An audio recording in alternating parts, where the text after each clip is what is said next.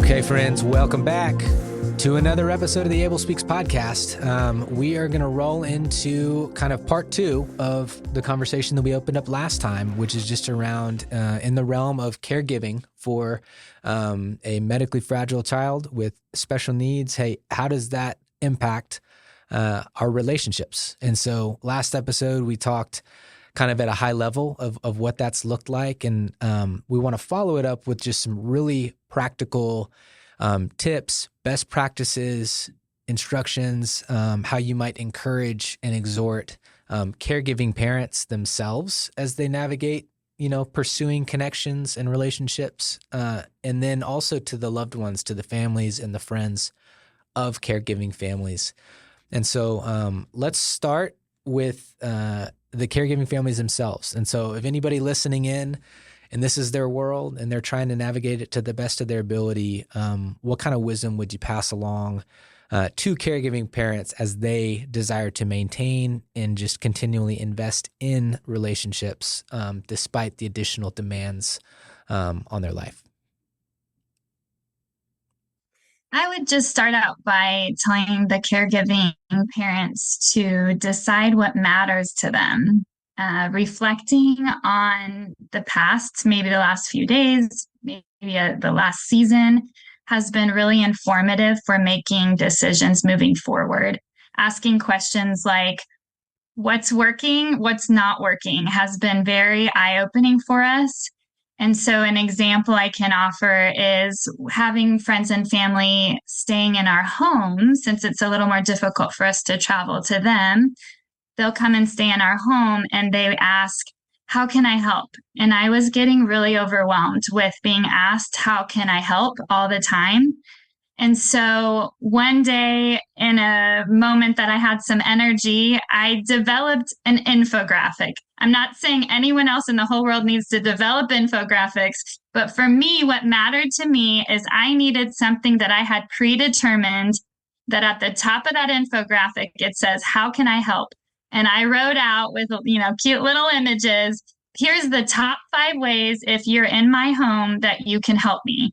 And here's how to do it. And then I can just say, there you go, read the infographic. And I don't have to, repeat myself or think about it.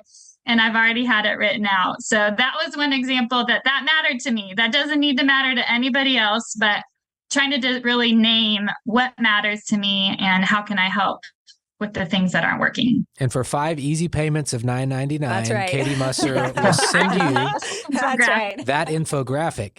But that's that's another conversation. No, that's brilliant though, of even just in whatever final form it takes to sit down and predetermine rather than thinking in the moment, I think is a really practical, really great advice. How about you hopefully, guys? as we talked through like the mental load, hopefully as you do these practical things, it helps alleviate some of that where it feels a little more manageable. Yep. How about you guys, Brandon and Amber? I'm going to kind of turn a little bit more inward with the relationship aspect as far as like our marriage and just being intentional about spending time together and finding ways to do that in your own space if you need to, and just, making space to be next to each other and to just, touch. Even if it's like sitting next to each other on the couch and like leaning on each other, or we do that a lot because we're exhausted, or like one of the things that like we found that's been really helpful for our relationship growth and just like, depth of our relationship is these little apps on our phone that like prompt us with daily questions about each other. And some of it's like philosophical, some of it's like history questions, like about like your life, and some of it's like looking forward, and it can be as fun or serious as you want to take it. And that's just kind of help us keep grounded with each other and keep kind of connected. Because, it's just hard to, like, unprompted for me specifically, it's like hard to talk about emotions or like what you're dealing with. And so that, my aunt, I have an aunt that has a special needs daughter that's in her 30s. And like one of the first times we went and visited her, the biggest piece of advice that she gave us was make time for ourselves, because most special needs parents or marriages and a divorce. And so just making time for us, our marriage, and for each other is a big part of that. What's the app that you guys use? So the one we use is called Agape. And so it was the least raunchy of all of them. So it keeps it, Yeah. it keeps it to where clean. like That's you're important. not just. That's you know. important. I love Yeah. that. I love that. It's helped. It really has. That's awesome. That's great. Well, I was going to say, I know that I actually want to say Katie told me about her cute little infograph chart at the retreat, because I remember talking about how we were so overwhelmed. Everyone's like, how do we help? But I think from even an emotional standpoint, a tangible thing, I'm very emotionally minded and I crave a lot of relationships in that way. And so if you aren't a caregiver, I think being really intentional about saying, hey, I thought about you today. Or, hey, how can I pray for you today? Because I'm sure your load is heavy. Like, I appreciate the thought, like, even if you cannot relate, even if you can't physically do anything for us, like, let us know that you thought about us. And when we celebrate things or inch stones that she accomplishes, be just as excited with us, because that's just an amazing accomplishment for her. And so for an emotional standpoint, send that text, make a little phone call, like, hey, how are you today? And I'll answer, be like, I'm great. Thank you for thinking about us. And I can unload and be like, please pray for these things, or pray over my heart or my mind and how they're heavy. And so I'm more of the like emotionally connect with me versus, hey, I need you to come do my dishes. Because I feel like in the home, those are still things that I want to do and I should try to do, because it's the little piece of normal that I have. And so I just want you to be like, hey, here's this funny message, or here's this joke for you today. That's good. Yeah, that you kind of hit on both sides as far as, hey, here's a tip to the caregiving parent is depending on which way feels most helpful and matches up with your desire, communicate that proactively and winsomely and all of that to help people help you. And then you kind of segued into, which I would open up if there were additional tips for, hey, if you were a friend, a family member, a loved one seeking to come alongside and care for you guys and your families, what other tips might you have for friends and family, extended community of caregiving parents? Some of the best advice that I heard and would probably be like well received for me would be don't ask what I can do to help. Just say, hey, I'm going to be at your house tomorrow at 3:00 if you're available, and this is what I'm going to do. And so, we're prideful, and as humans, and we don't like to ask for help or admit where we're weak. But if someone told me they were going to show up at my house at 9:00 tomorrow and mow my grass, I would be thrilled. And just little things, because people are always like, how can I help? How can I help? Especially, early on in the journey when you're trying to figure out a routine. We were always like, I don't have anything you can help with. And people generally wanted to help. And that would be my advice, would just be, hey, pick something that you're willing to do for them, because it's a household and they more than likely need to do it. And just say, hey, I'm going to be here at this time. Are you going to be home? I'm going to come do this. And essentially what you're describing too, and then David can speak to that too, is what I'm thinking about is y'all, we talked maybe in a previous conversation just about the mental overload of having to make constant decisions all the time in your caregiving life.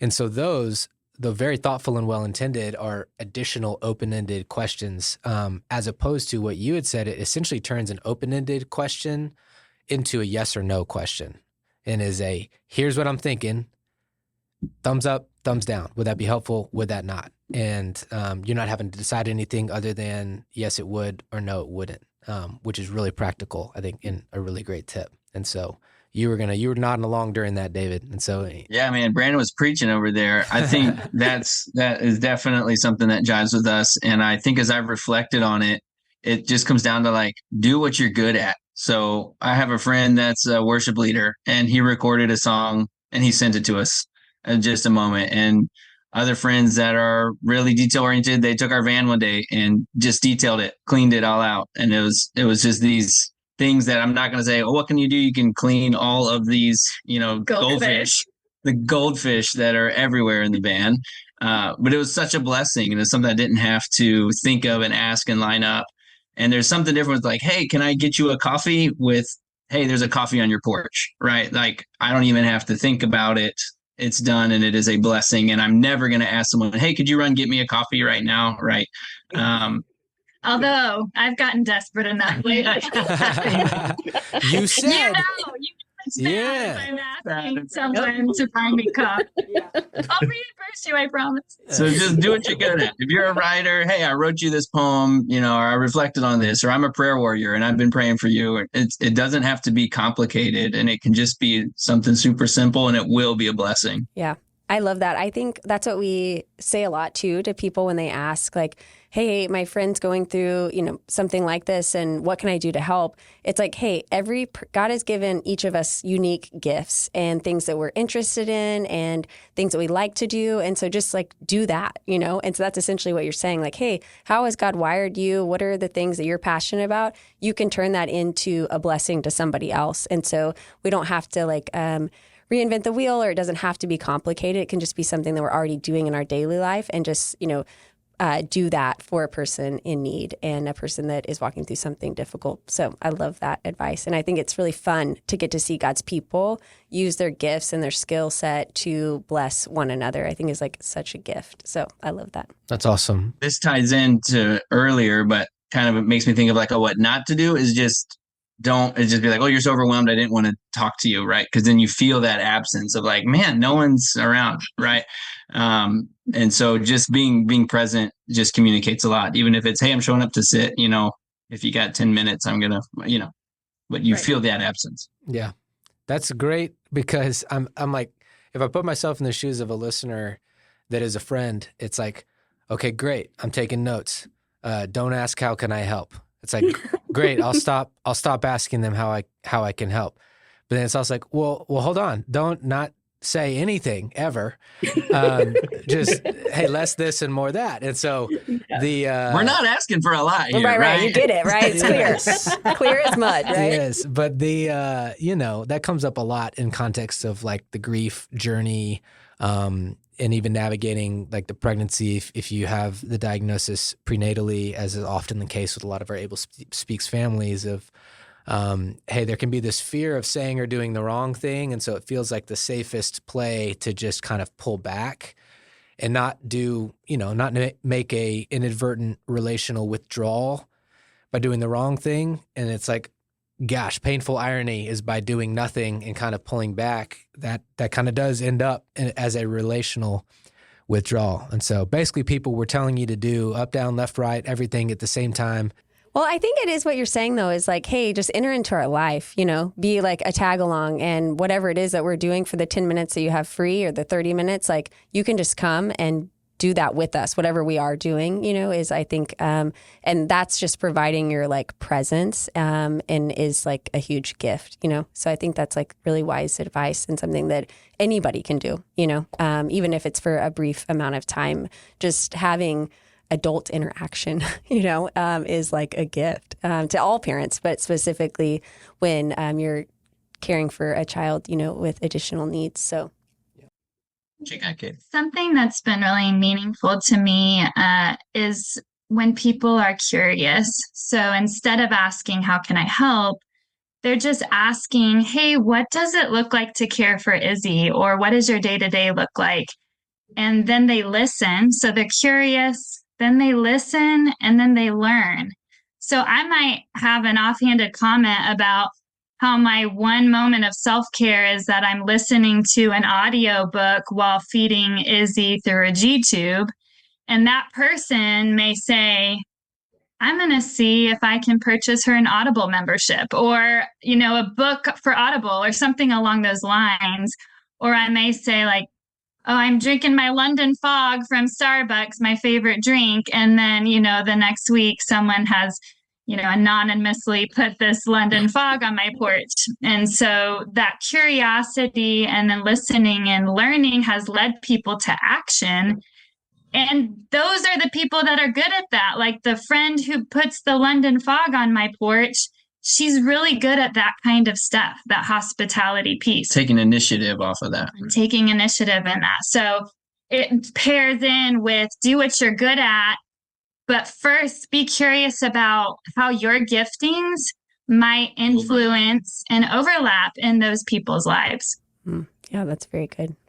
Everybody listening, you're welcome. That's right. That was a lot of really great, really practical We're content. expecting a lot of London fogs on our porch. That's right. It. We get it. I actually don't like London fog that To that one friend. much. But one chocolate mocha, send them my way. White chocolate mocha. Got it. Revised.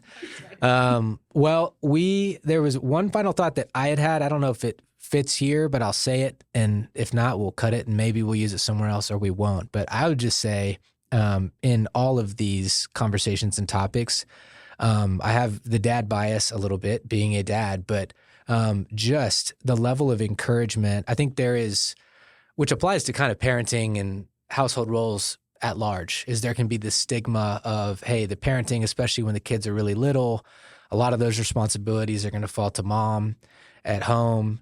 And then, dad is a provider, he's a protector. Hopefully he's present as well, but probably in a more limited role. And I think the way that for both of your families, specifically Brandon and David, the hands-on nature of, hey, not just, yes, I love my daughter, but mainly my role is to support my wife as she takes care of my daughter.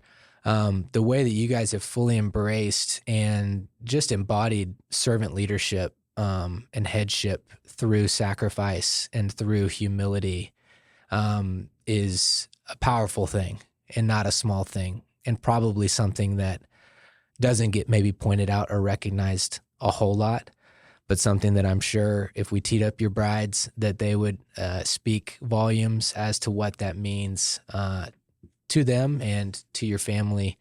And so I just wanted to share from my own vantage point, which is all I can speak to, how encouraged I am by both of you. So well done and keep it up.